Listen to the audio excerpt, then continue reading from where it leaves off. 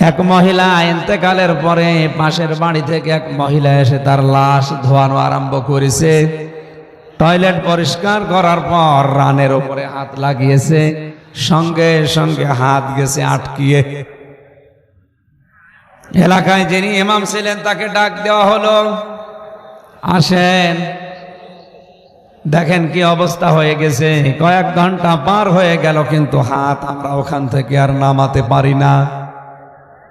এলাকায় যিনি কাজী ইমাম তিনি রায় দিলেন, এক কাজ করো, জীবিত মানুষদের তো হাত কাটা যায় না, যে মহিলা মারা গেছে ওর রান থেকে ওই চামড়া কেটে বাদ দিয়ে দাও। ওই মহিলার স্বামী আর সন্তান প্রতিবাদ করছে, না এটা আমরা হতে দেব না, আমার স্ত্রী মারা গেছে। ছেলেরা বলে আমার মা মারা গেছে, সে পরহেজগার ছিল, ভালো ছিল, আর সে মারা যাওয়ার পরে তার চামড়া কেটে বাদ দেবেন এটা কখনো আমরা মানি না।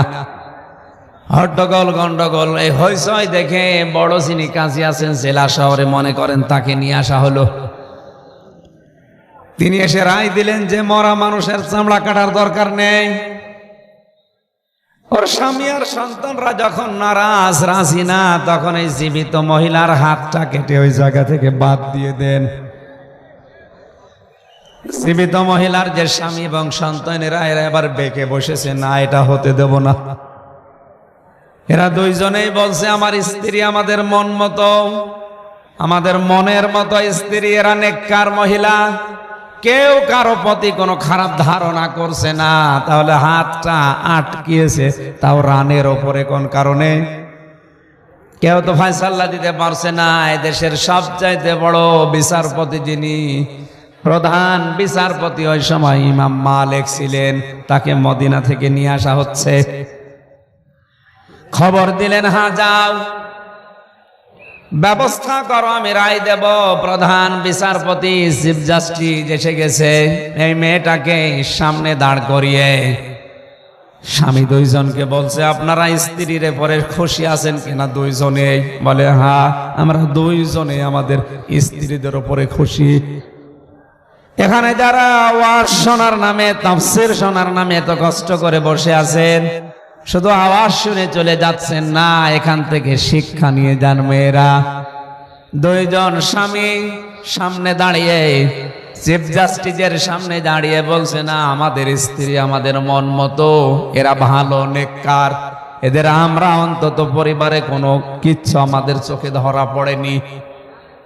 এখানে এই যে স্বামী সহ যত স্বামী আমরা এখানে বসে আছি, এখন যদি শরীফ চালানো যায় নিরপেক্ষ ভাবে, আপনি বলতে পারবেন যে আমার স্ত্রী আমার মন মতো 100 ভাগ?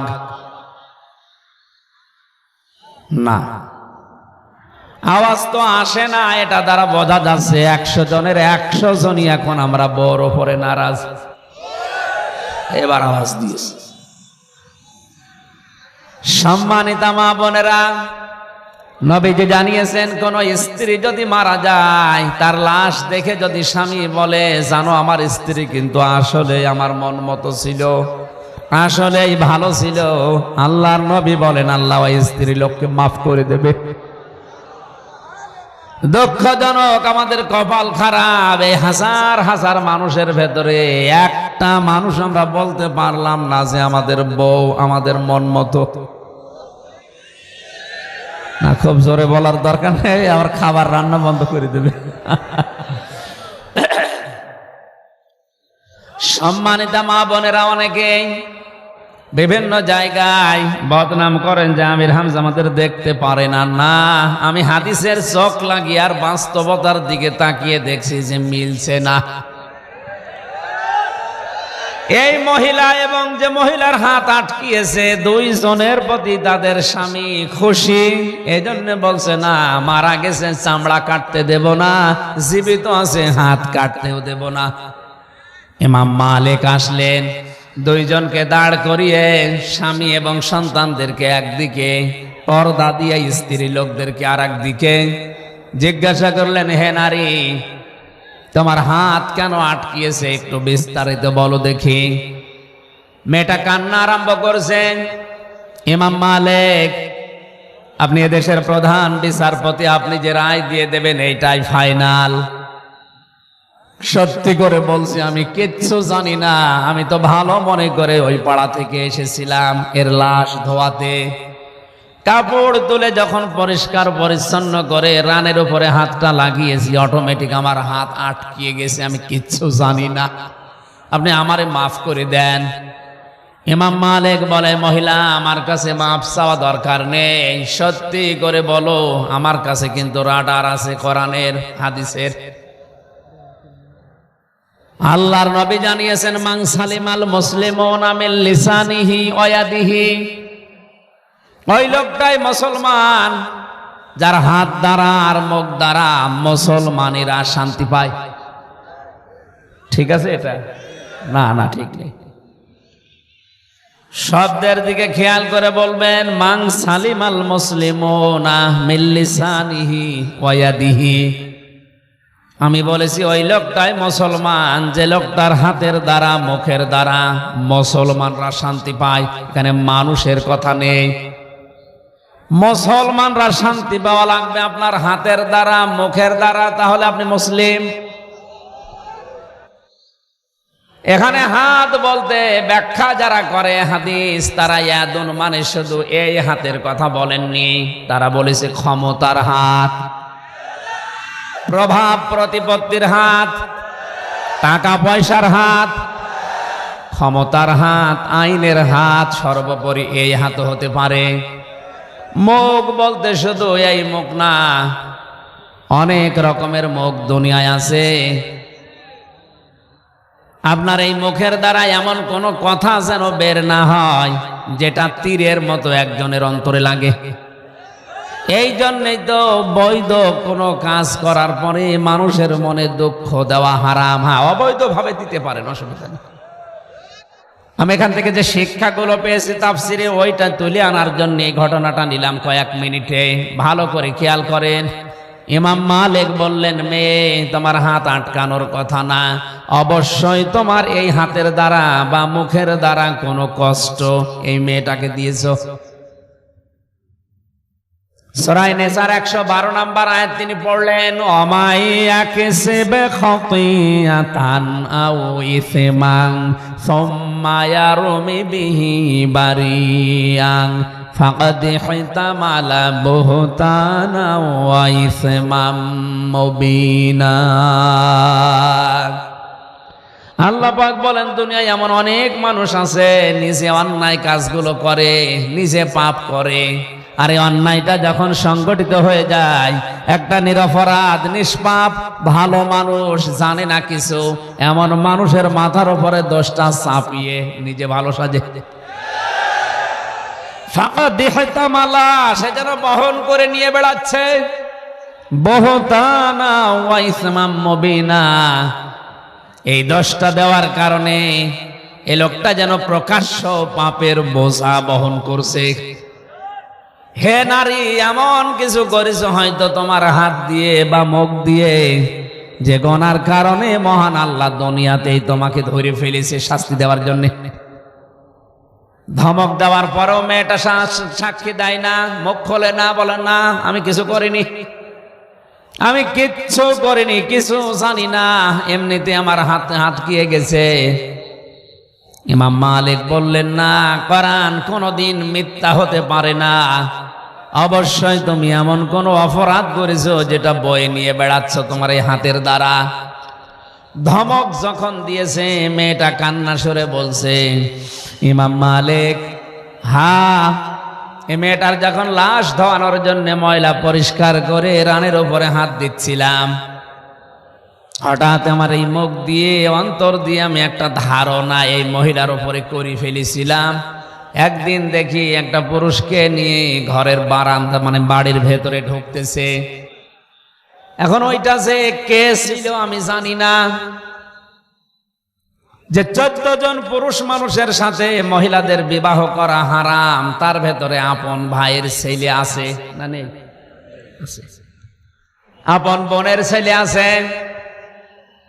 এই যে এই সমস্ত ছেলেগুলো যদিও আপনার সাথে পর্দা মেনটেন, বলতে হ্যাঁ, মুখমণ্ডল, হাতের কবজি আর পায়ের পাতা খোলা রাখা বাদ দিয়ে পুরা শরীর ঢেকে আপনি তাদের সাথে দেখা সাক্ষাৎ করতে পারেন, কারণ এই ভাইয়ের ছেলে বোনের ছেলে এদের সাথে আপনার বিয়ে জায়েজ নেই। কথা বলেন না কেন? ইমাম মালিক সত্য কথা বলছি এইটা। ওই দিন আমি ওই যে ধারণা করেছিলাম, ওই ধারণাটা হঠাৎ আমার মনে পড়ছিল। লাশ ধোয়ানো আরম্ভ করতে গিয়ে এই মেয়েটার উপরে খারাপ ধারণাটা নিয়েছিলাম। জিজ্ঞাসা করে ওনার স্বামীকে, ওই দিন অমক সময় বাড়িতে ওনার সাথে প্রবেশ করলো কে ওটা? বারবার আমার মনে হচ্ছিল যে তুমি তো উপরে ভালোই মানুষ দেখা যায়, কিন্তু ভেতরে গোপনে কি করো? ওর স্বামী আর সন্তান তো দাঁড়িয়ে আছে। জিজ্ঞাসা করেছে অমুক সময় ওটা কে প্রবেশ করেছিল? স্বামী আর সন্তান দুইজনেই সাক্ষী দিচ্ছে ওটা ওনার ভাইয়ের ছেলে, আপন ভাইয়ের ছেলে। ফফর সাথে ঘরে যাবে, বাড়িতে যাবে, কোনো অপরাধ আছে? বলেন। আন্দাজে একটা দোষ তার উপরে চাপিয়ে আমার এই যে নিক্ষেপ করেছিলাম, আমার এই তীরটা, এই কারণে মহান আল্লাহ আমার হাত আটকিয়ে দিয়েছে মনে হয়। মহিলা যখন আর নড়তে পারে না, ইমাম মালিক ডাক দিয়ে বলছে তোমার শাস্তি কোরআনে বর্ণিত সূরা নূরের 4 নম্বর আয়াত, যাও ওয়াল্লাযীনা ইয়ারমুনাল মুহসানাতি সুম্মা লাম ইয়াতু বিআরবা'তি শুহাদা ফাজলিদুহুম 80 জালদা ওয়ালা তাকবালু লাহুম শাহাদাতান আবাদা। আল্লাহ পাক বলেন, কোন মানুষ যদি নিরপরাধ মুহসিনা নেককার চরিত্রবান কোন নারীর প্রতি জেনা, ব্যভিচার, ধর্ষণ এরকম কিছুর তহমত লাগায়, যদি প্রমাণ হিসাবে 4 জন সাক্ষী জোগাড় করতে না পারে, দুনিয়াতে ওই মানুষের জন্য শাস্তি 2টা। 1 নম্বরে 80টা বেত্রাঘাত করা লাগবে চামড়ার চাবুক দিয়ে। 2 নম্বরে কোনোদিন বেঁচে থাকতে তার সাক্ষী আর গ্রহণ করা হবে না।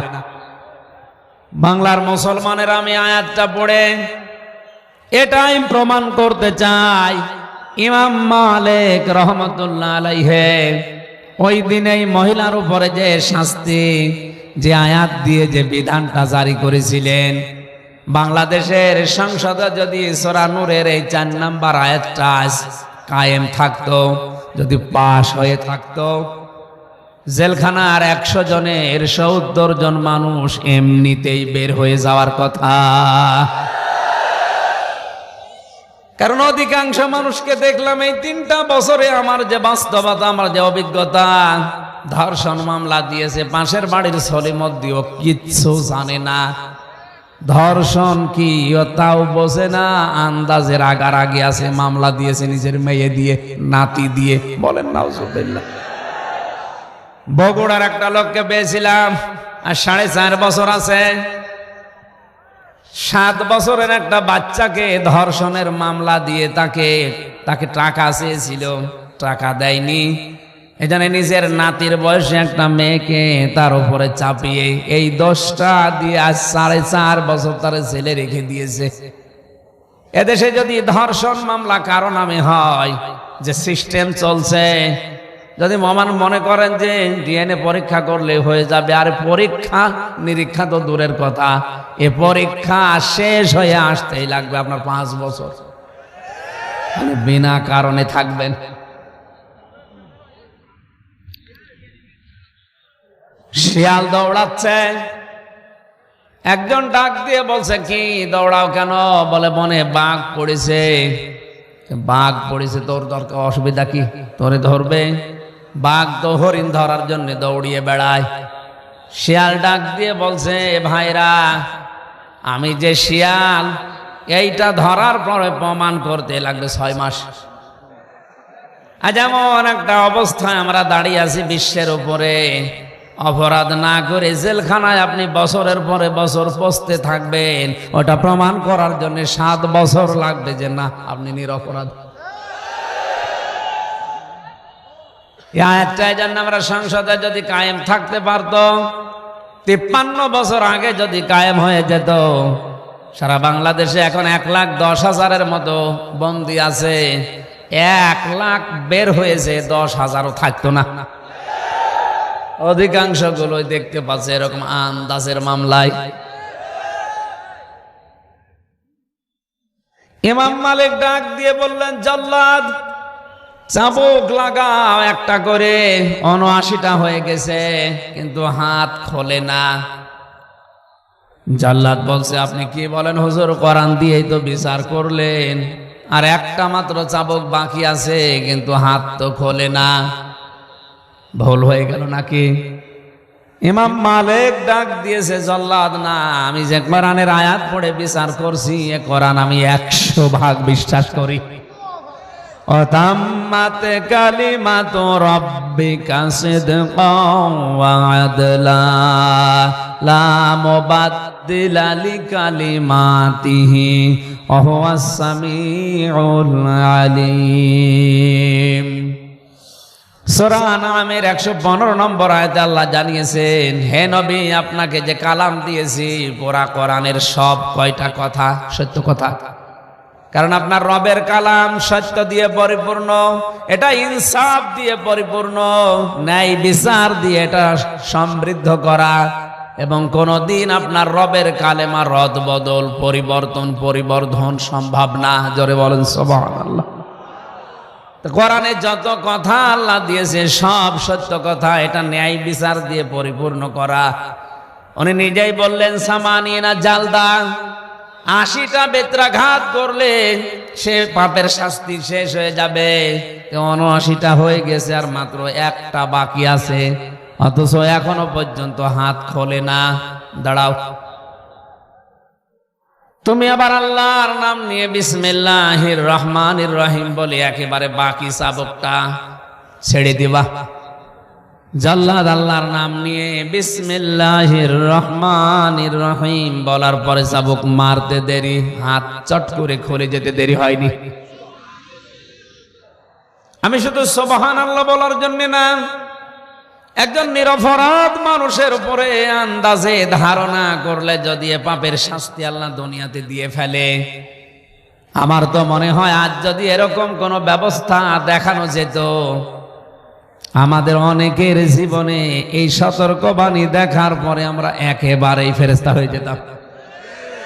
এজন্য মানুষের উপরে খারাপ ধারণা করা, মানুষের উপরে মিথ্যা তহমত দেওয়া, যে লোকটা দোষ করে না এরকম লোককে দোষী বানিয়ে কষ্ট দেওয়া, এটা কোরআনে কারিমের নির্দেশ। হারাম, হারাম এবং হারাম। এটা 3 বার বললাম কেন? কোন জিনিসকে আপনি হারাম জানলেন, মানুষের উপরে তহমত দেওয়া, দোষ দেওয়া, গীবত করা হারাম। এটা জানার পরেও যদি কেউ বৈধ মনে করে, ওর ঈমান চলে যাবে, নষ্ট হয়ে যাবে।